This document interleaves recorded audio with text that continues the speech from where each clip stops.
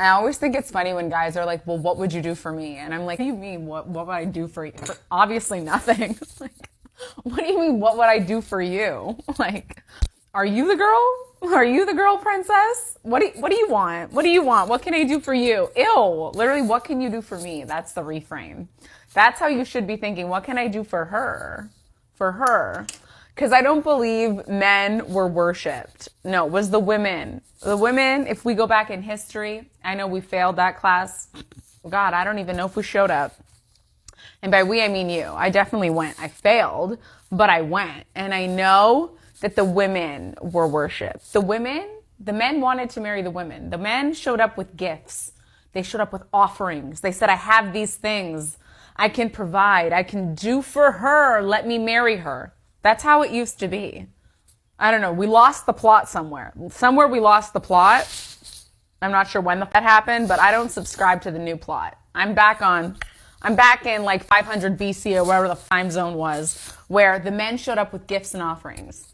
If your hands are swinging, nothing in hand, you can turn around and go home. You can literally turn around and go home. I'm sure somebody else would love the offerings that you're bringing, which are nothing. I need the things. I like the things. The things make me happy. They make me say, oh, okay, I can speak to you now. That's what they do. That's what they do. You have to pay the entrance fee for my life. Yes, you do.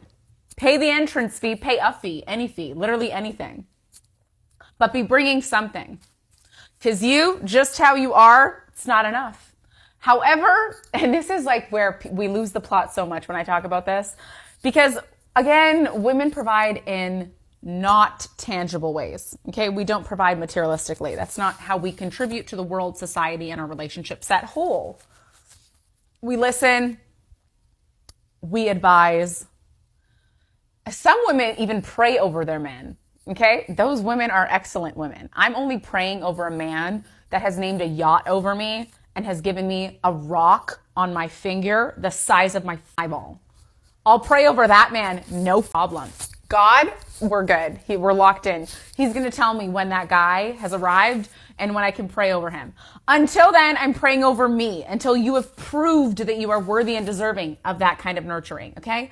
To nurture a man in like the spiritual realm, in like the world that he doesn't even know it exists. That's the thing. Do you know what I mean? We are tapped into the world as a whole, to nature, okay? To the other realms, okay? We carry a portal between our legs.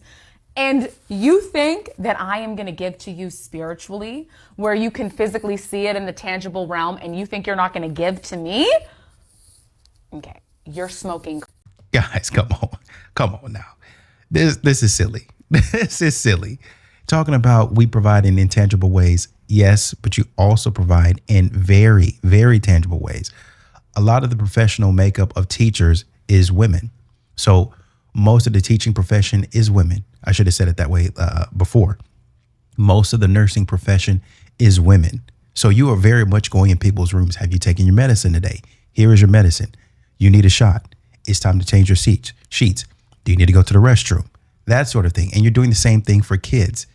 Now it's time to learn your ABCs. Oh, yay, perfect job. You're talking to them. You're verbally talking to them, and you're listening to respond and say, okay, yes, that's correct. I don't know.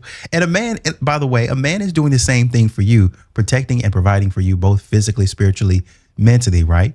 You expect him to provide financially. That's tangible, as well as protect my mind, protect my heart. That's intangible, right? Because it's something that he does. It's something that he says in order to do it. You might not necessarily be able to see it, but you can feel that, right? Come on, guys. Come on. This is silly. Come on, Doc. It's okay, baby. Like, every guy I've been with ever was that fast. Every guy. Totally. What's so crazy, I was talking to my friend Jack yesterday, and he was like, Gigi, I'm so proud of you for going for personality, not looks this time. You know, my ex's hoodies used to be way baggier on me, but it's still really cute. Do you know what I love about dating you most? Is that I don't get neck pain anymore from having to look up and talk to you, because you're just my height. Did you say that you were a shoe size 10? Yeah, why? Can I just check? Because something about...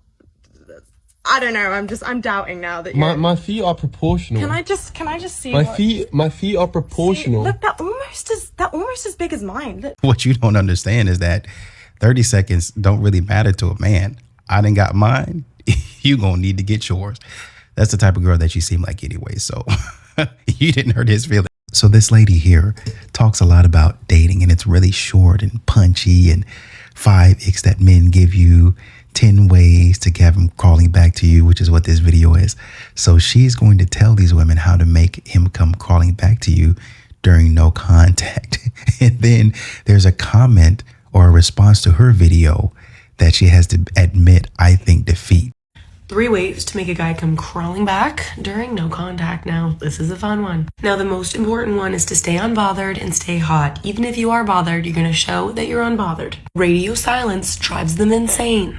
While they're overthinking your lack of responses, you're out there being the main character. Let him miss what he didn't appreciate.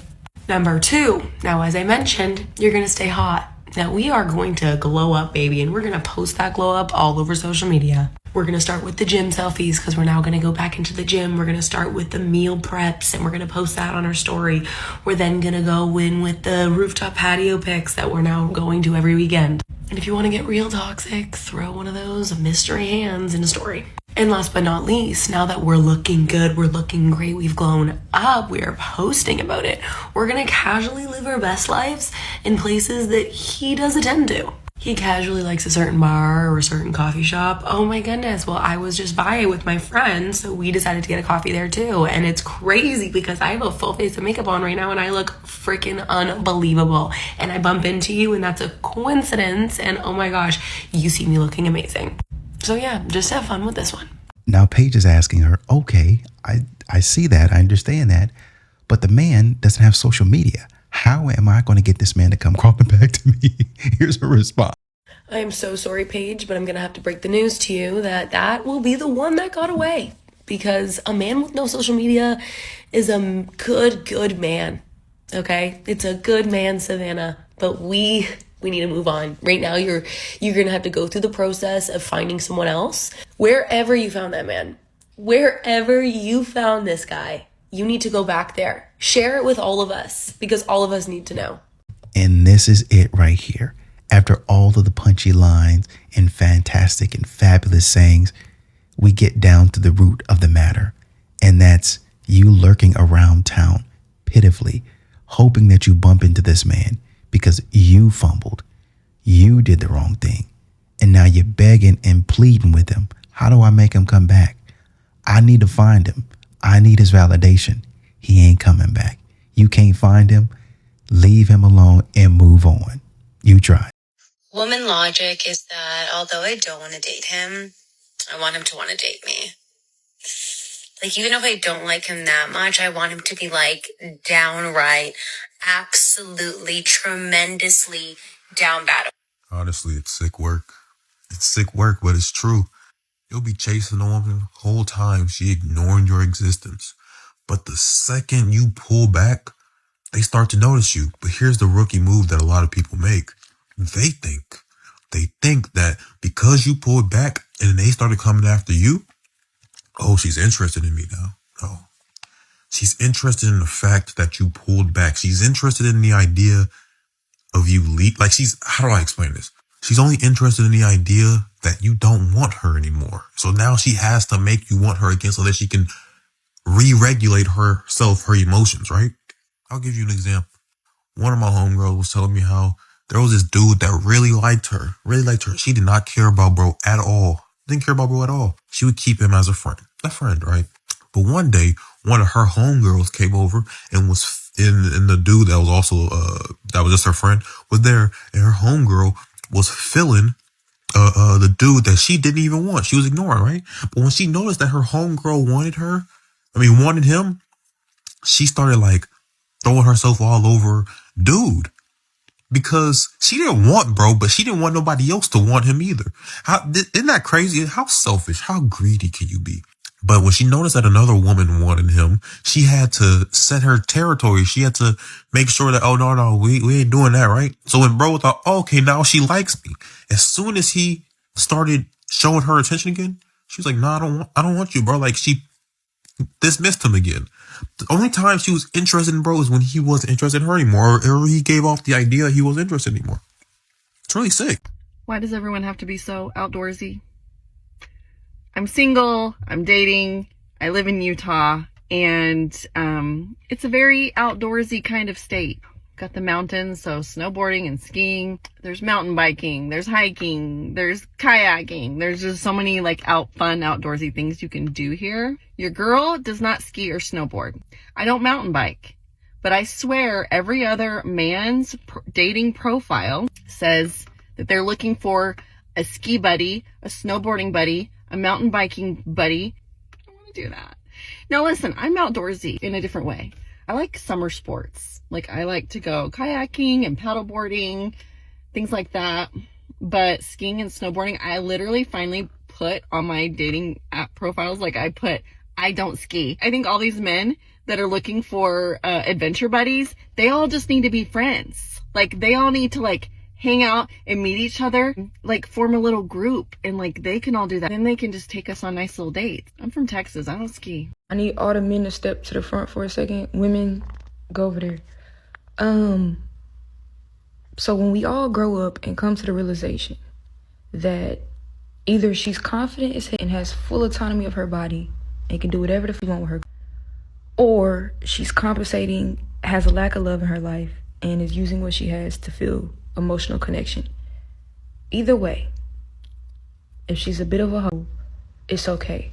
How are we doing the relationship thing? How are we maintaining sanity, knowing I don't have no brothers to ask this type of thing to? So internet men, help me. I'm trying to be mature, but it be getting me. I'd be like Somebody in the comments quoted something that I think we've all heard before. She's not your girl. It's just your turn. You have to accept the situation for what it is. If you choose to move forward, you have to enjoy it for what it is and not what it could be. That's the ultimatum that a lot of men have out here with these modern women. You want to see if he really loves you for you? Cut your hair. Cut it really short. Don't even tell him. Just cut it. You'll see.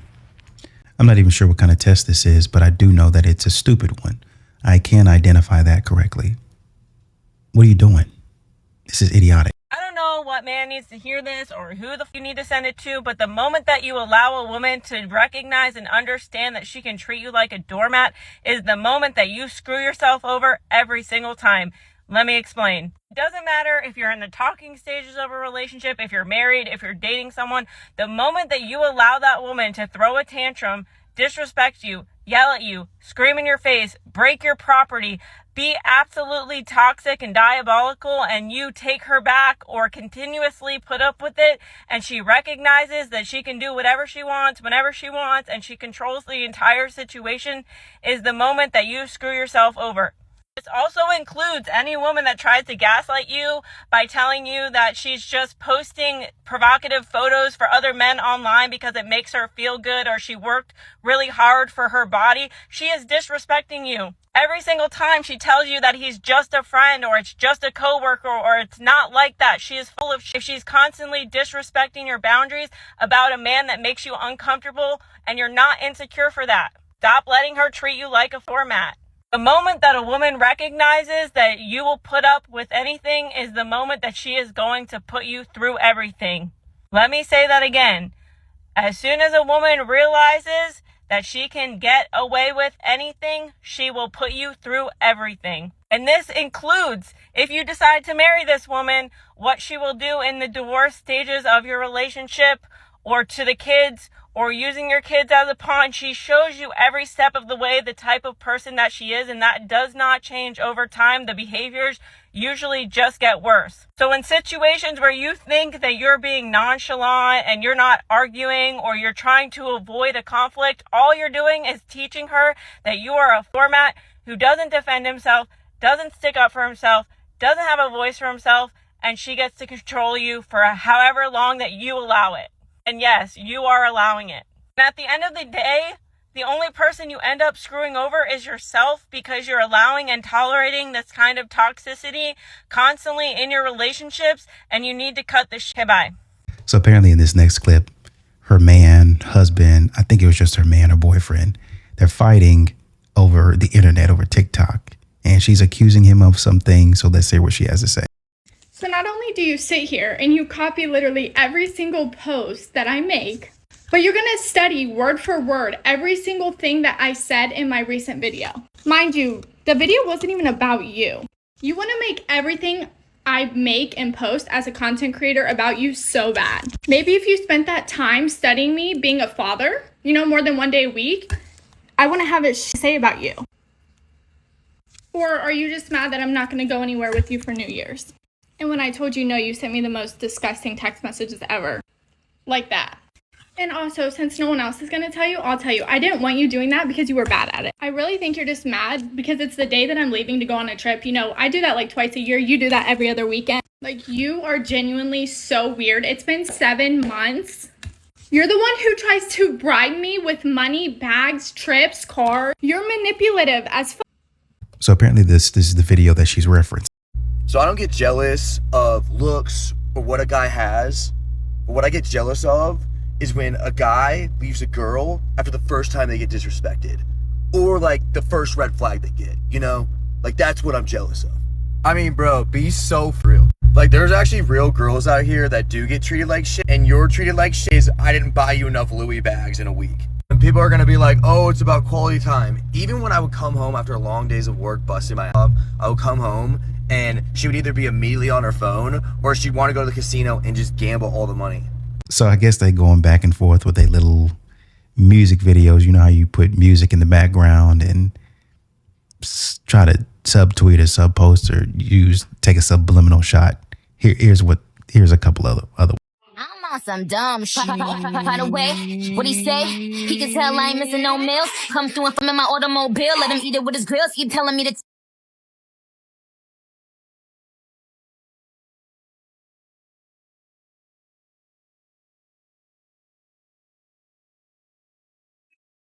What's happening? What's happening? Hey, it's the boy Lil Joe. She's out here taking the bag. You're manipulative. She's out here taking the shoes. You're manipulative. She's out here taking the house. Manipulative. The car. Manipulative. Clothes. Manipulative. Girl, shut. Yeah, you might have 1 million followers on TikTok, but I think that man is doing just fine. Listen, bro, if there's anything that I got to tell you about the situation, with the way you look, young brother, 25, got all that, you're going to be able to find a nice woman, better looking, just as good or better looking than her, less drama. I'm telling you right now. Just let it happen. Leave this woman alone. She's for the streets, bruh. She's saying it right here. When I break up my family and leave him to be a single dad, I just wanted to go sleep with randoms, then beg for my family back. Listen, I'm telling you right now. She talking about being manipulative, him manipulating her. You got the vibe to me of that's what you want. This is what you're about. I'm about expensive things. I'm about expensive cars, clothes. I'm about a look. And so when those things are given to you and you are treated like you're treated, not saying that he's right for doing anything like that, but when you are treated like that, this is, you can blame him for not having the integrity, but blame yourself for putting yourself in this position. You don't have to do this. Just stop. Both of you stop, as a matter of fact. Also, it looks like you're texting him those pictures. So it's not like he's, oh man, I gotta have you back. It looks like y'all are both in communication. So I'm not sure why you're thinking that he's just, oh man, he wants to be back so bad. Apparently you want him too. Stop the cap.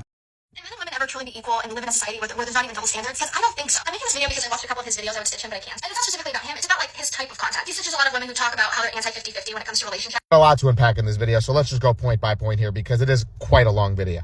First thing is, she starts off the video, and I didn't really like the first point that she makes because, in my opinion, she was incorrect. She says that I'm advocating that everything in the relationship has to be equal. So we both need to be doing like an equal share. Like we need to be showing up, you need to be working full time and paying half the bills, and we need to be equally cleaning and, very much 50-50. His content says. So the women has to pay for their date. They have to split the rent 50-50 and do everything 50-50, which I think is a common misconception of what most men mean when they say they are looking somewhat for a 50-50 relationship. Because I don't think she went through all of my videos, so I'm not blaming this on her. I've talked about it 1,000 times. I personally am not somebody who is 50-50 financially with any of the women that I've ever dated. What I will say is when I make my videos talking about the 50-50 thing and how I just don't like the entitlement, that is exactly it, is because girls are coming across a little bit entitled, saying that they think a man owes them financial freedom. And when I talk about 50-50, what I'm talking about is an equal distribution of, resources, energy, labor in the relationship. So if a man's paying for all the bills, then a girl should be doing something. I don't know what that is for you as a man that equally makes up for the amount of expense that you're paying. So if you're paying $4,000 a month of extra expenses between a car payment, maybe the mortgage, insurance, whatever it is, the point is you're paying $4,000 a month. That girl better be doing $4,000 a month worth of labor. Because I've talked about it 1,000 times here. A lot of girls will use the analogy of, well, I stay at home with the kids. Girls are expected to do more stuff for childcare.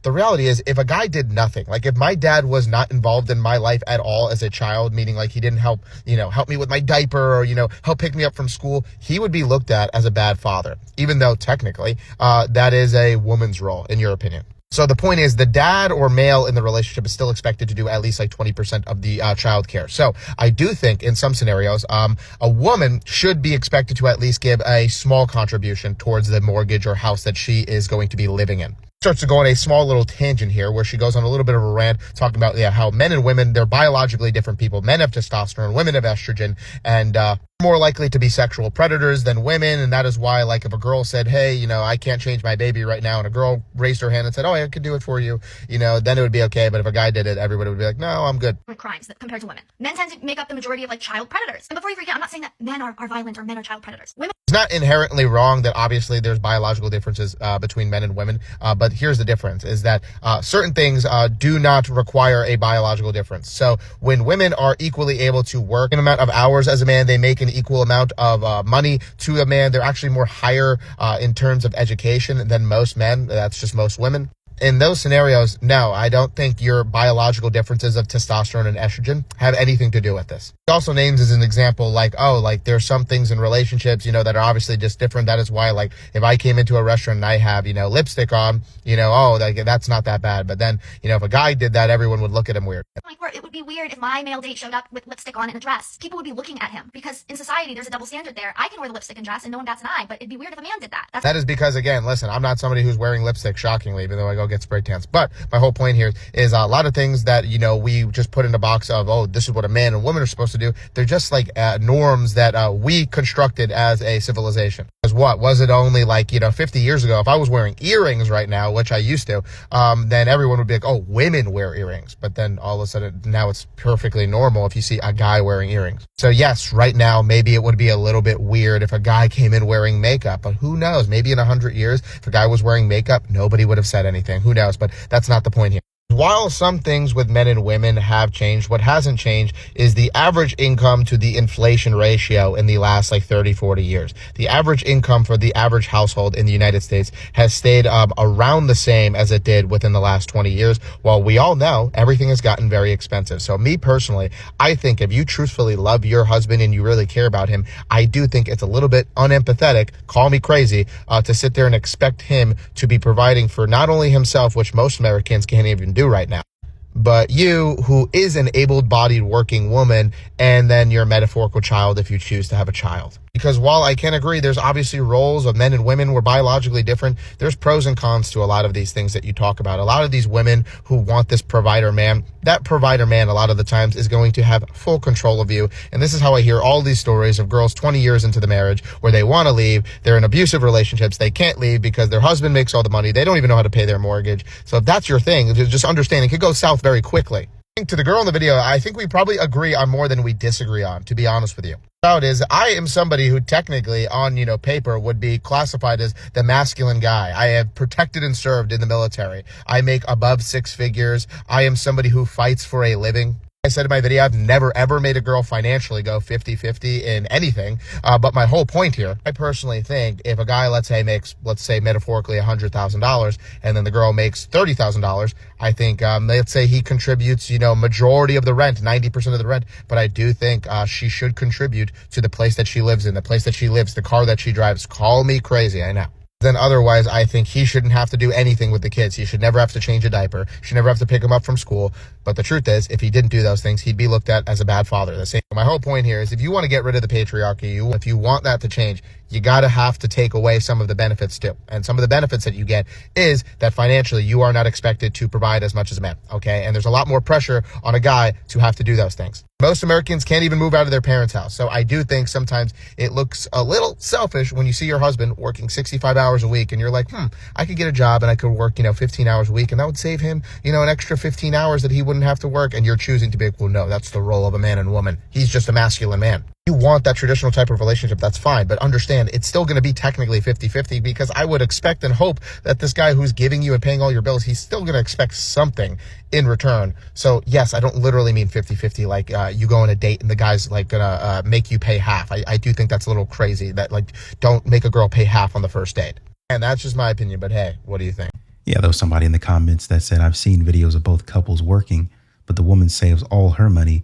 And women in the comments be like, me too. We're both working, but he pays 100% of everything while I do whatever with my money. And this is what a lot of modern women do. That's what they want to do. Whatever with their money. Oh, you should be a protector and provider and pay all the bills while I'm just here. I'm just existing. I can do whatever I want to. And that's the way it should be. That's my type of 50-50. I help out in other ways. Like what? Do you cook? No. What else? Do you clean? No. Well, then what? I'm his peace. Like how? You're stressing him out, clearly. No, I'm not. Ask him. Is she stressing you out? Yeah, she is. But I love it. Oh, yeah, you're stressing him out. You're not doing anything for him. But it's the things that you can't see. Like what? like explain it to me. Like explain to me the concept so I can be on the same page and get it. I can't explain it. It's just something that happens. Exactly. So you're not doing anything. Really. You running your fingers across his back for a minute or two every so often ain't nothing. It ain't nothing. He don't need that. He can rub up against the wall if he want his back scratched. They have back scratchers for that. He can go get a massage if he wants somebody and probably get something better for that. He get better for somebody that's actually paid to be there and actually get the knots and everything out of his back. Probably because his back hurting, his whole body hurting. He can go pay for himself a spa day if that's what he wants, because he certainly ain't getting that from you. Y'all ain't doing nothing. Talking about going 50-50. Girl, stop.